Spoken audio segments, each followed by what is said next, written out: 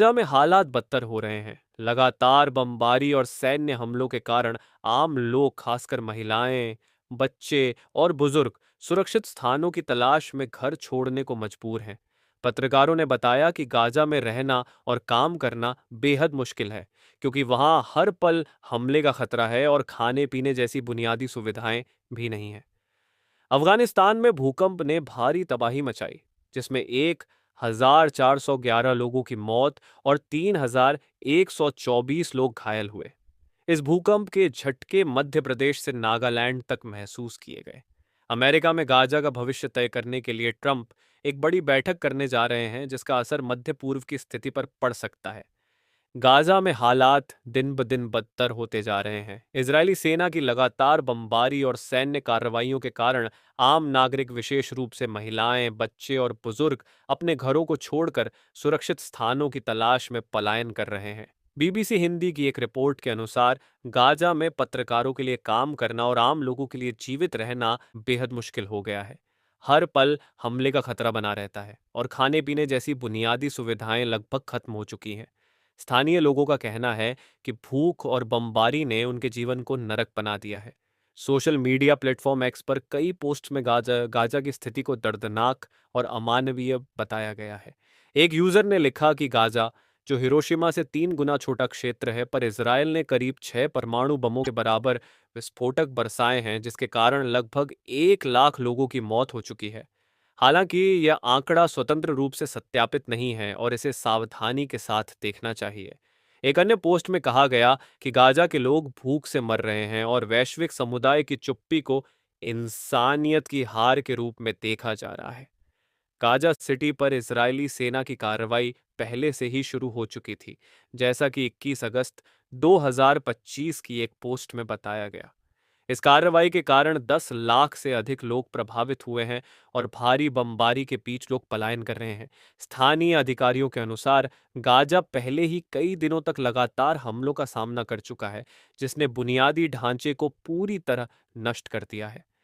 इसके अलावा गाजा के संदर्भ में एक महत्वपूर्ण घटनाक्रम यह है कि अमेरिका में डोनाल्ड ट्रंप गाजा के भविष्य को लेकर एक बड़ी बैठक करने की योजना बना रहे हैं। इस बैठक का मकसद क्षेत्र में स्थायी समाधान और शांति की दिशा में बातचीत शुरू करना हो सकता है, लेकिन इसका मध्य पूर्व की स्थिति पर क्या असर होगा, यह अभी स्पष्ट नहीं है। गाजा की स्थिति को लेकर अंतर्राष्ट्रीय स्तर पर चिंता बढ़ रही है। एक्स पर कई पोस्ट्स में फ्री पैलेस्टाइन जैसे हैशटैग के साथ लोगों ने पश्चिमी तट में तनाव और हिंसा की स्थिति लगातार गंभीर बनी हुई है। इस क्षेत्र में इजरायली सेना की सैन्य कार्रवाइयां और अवैध बस्तियों, सेटलमेंट्स का विस्तार तेजी से हो रहा है।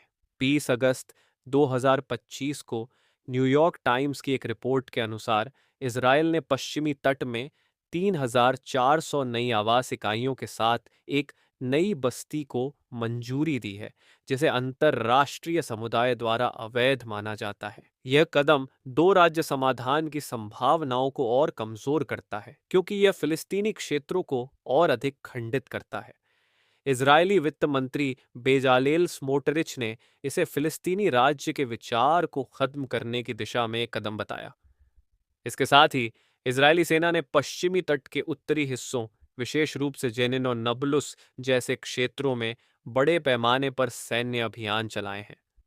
8 अगस्त 2025 की संयुक्त राष्ट्र सीएचए की एक रिपोर्ट के अनुसार 2025 में अब तक 168 फिलिस्तीनियों की हत्या इजरायली सेनाओं द्वारा की गई, जिनमें से 80% से अधिक उत्तरी पश्चिमी तट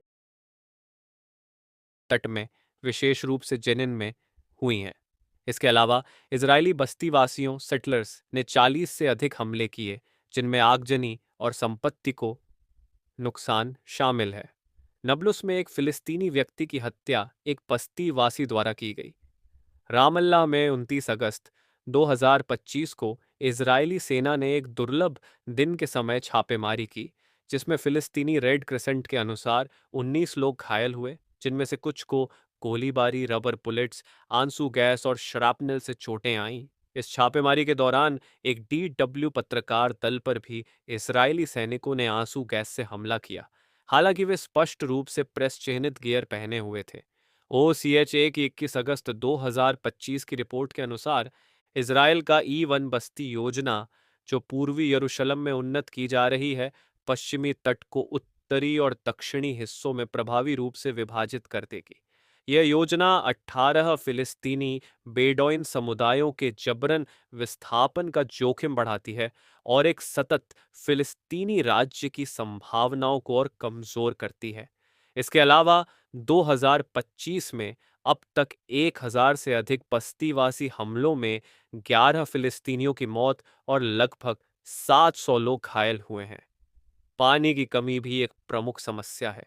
रामल्लाह और यरूशलेम क्षेत्रों में इजरायली जल कंपनी मेकरोट ने पानी की आपूर्ति में 10 से 15% की कटौती की है, जिसके कारण 1 लाख से अधिक फिलिस्तीनियों को प्रभावित करने वाले 20 गांवों में पानी की कमी हो रही है। जुलाई 2025 में बस्तीवासियों द्वारा एन समिया स्प्रिंग और इसके जल स्रोतों पर हमले ने स्थिति को और गंभीर कर दिया। 31 अगस्त 2025 को एक्सियोस की एक रिपोर्ट में बताया गया कि इजरायल पश्चिमी तट के कुछ हिस्सों को औपचारिक रूप से अपने क्षेत्र में मिलाने, एनेक्सेशन पर विचार कर रहा है, खासकर उन देशों के जवाब में जो सितंबर में संयुक्त राष्ट्र महासभा में फिलिस्तीन को मान्यता देने की योजना बना रहे हैं। यह कदम अंतर्राष्ट्रीय कानूनों जैसे संयुक्त राष्ट्र चार्टर और जिनेवा कन्वेंशन का उल्लंघन माना जा सकता है और इससे क्षेत्रीय तनाव और बढ़ सकता है। संयुक्त राष्ट्र और कई देशों जैसे फ्रांस, ब्रिटेन और कनाडा ने पश्चिमी तट में बस्ती विस्तार और हिंसा की निंदा की है। 28 अगस्त 2025 को संयुक्त राष्ट्र सुरक्षा परिषद की बैठक में UN अधिकारियों ने चेतावनी दी कि पश्चिमी तट में स्थिति खतरनाक रूप से बिगड़ रही है और यह एक दो राज्य समाधान की संभावनाओं को नष्ट कर रही है। कुल मिलाकर पश्चिमी तट में इजरायली सैन्य अभियान, बस्ती विस्तार और बस्ती वासियों की हिंसा ने क्षेत्र में अस्थिरता और मानवीय संकट को बढ़ा दिया है।